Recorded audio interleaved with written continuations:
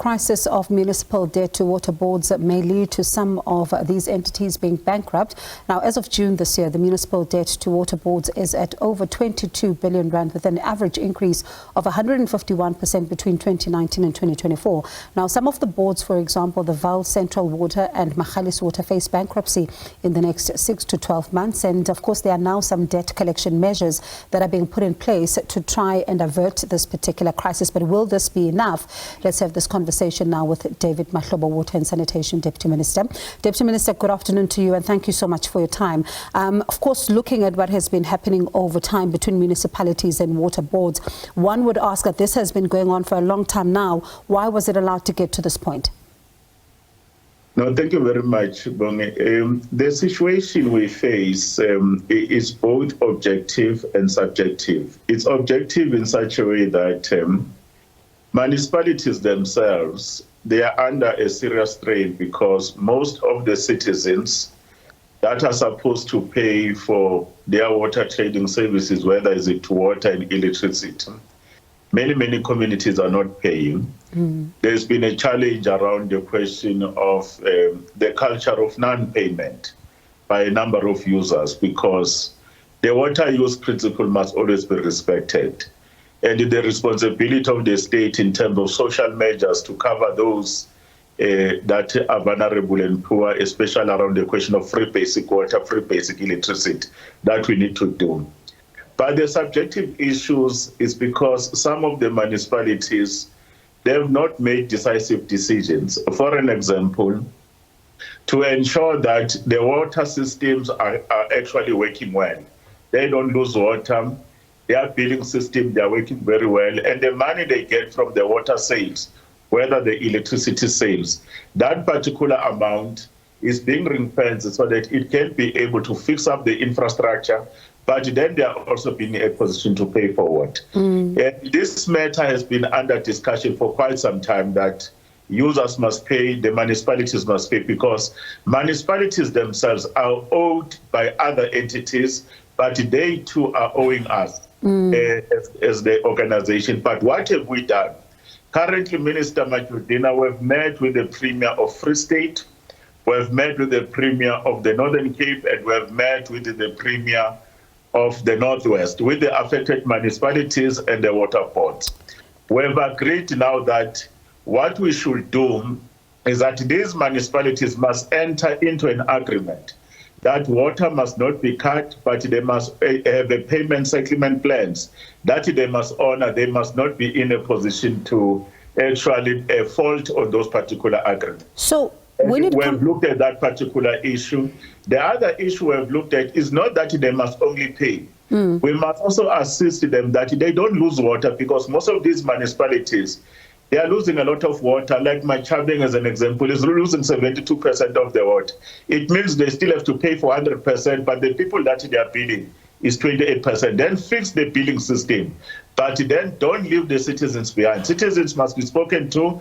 Those who can afford to pay, including industries and businesses, must pay. But municipalities must guarantee them that the meter readings are okay and the bills that they are being given, they are the correct bills. But those who are poor, those who are poor, we must put prepaid meter system there. You give them their 6 kiloliters in terms of the national policy, so that at least we deal with this question of viability of municipalities and the water boards. Now, there's another layer to this conversation. And when it comes to municipalities, for example, I mean, when you even listen to what the AG had to say, some of them don't even know who owes them, because their billing systems and their debtors issues are one that need urgent attention. But one could also argue that these particular water entities as well needed to also move with speed to ensure that they also get to a point where they try and recover the money that they're being owed. Because yes, the issue of revenue generation, I agree with you, for municipalities is a huge one. But what responsibilities do the water boards also take? Because they also needed to act with speed here. You know, we are applying all the measures, like enforcing the user pay principle. I can make you an example. A number of these municipalities have been taken by the water boards to court. And the courts have ruled that we must actually freeze their accounts so that we can be able to claim the money. Let's make an example in Fuleni. Rand Water is actually managing the account of Mfuleni, including Eskom. We all went to court for their issues of defaulting. But guess what? It's not going to be helpful only to freeze the accounts without us assisting these municipalities, that they have the proper systems, they have the credit control systems, the infrastructure is not leaking, because if you attend to only one component system, you will have lost the point. In Machabeng, for an example, they owe us about 6.3 billion rand. That municipality is poor.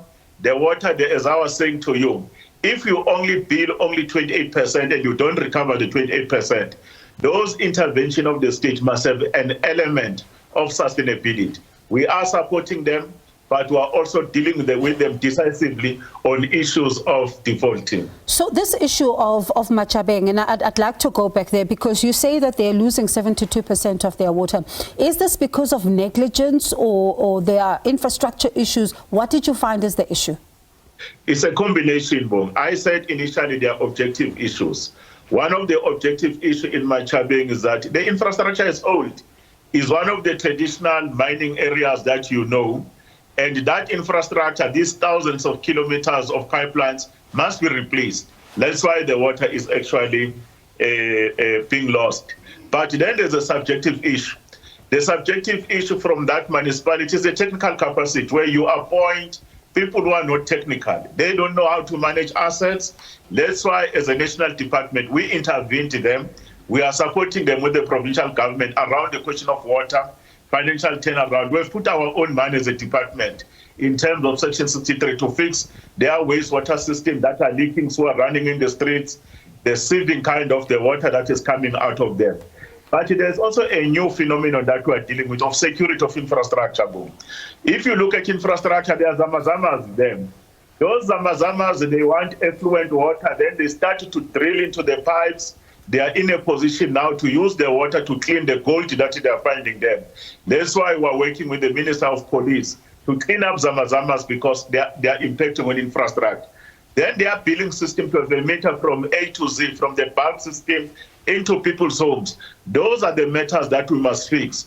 In as much as we must collect the money that we firmly agree that water boards must collect that, but we must be able to get local government to actually to work, because local government is the only experience that citizens experience of government services. They are too much that they can be in a situation that they can fail. And this loss of trust in government is on the basis of some of those subjective and objective conditions they find themselves in. So right now, as you say, of course, these engagements with the premiers, the Free State, the Northern Cape, as well as the Northwest, and I'm sure you're working with more across the country to be able to get things working again. What happens now with the systems, for example, that you're putting in place to make sure that they're paying, they're not defaulting, and then, unfortunately, a municipality defaults? What are you going to do? We'll proceed with our credit control. We're still going to support them, but we'll take them to court so that the money that they get from water sales is ring-fenced. The money that they are getting from the equitable share, where there's a portion of free basic water that is being made aside, that money must be ring-fenced. So it cannot be used for any other thing, so that our intervention around their infrastructure failure to improve it, the issues around the billing system and the correct bills in people's homes, then that money is becoming available. But there are those that are in a situation that even if you can try to push them hard, without a national government intervention, they are not going to succeed.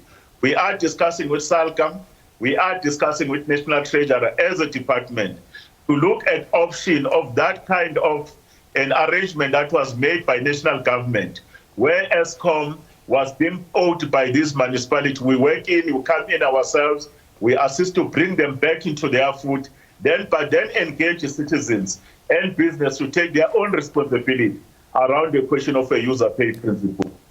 All right, it sounds like there's a plan in place, as you say. These engagements are continuing and you're trying to put it together, a turnaround plan. Let's see then and give it some time and see what happens, and hopefully we catch up again to see how things are looking and if the picture is looking somewhat different. But thank you so much for your time, Deputy Minister. Appreciate it. That was David Mahlobo, the Water and Sanitation Deputy Minister.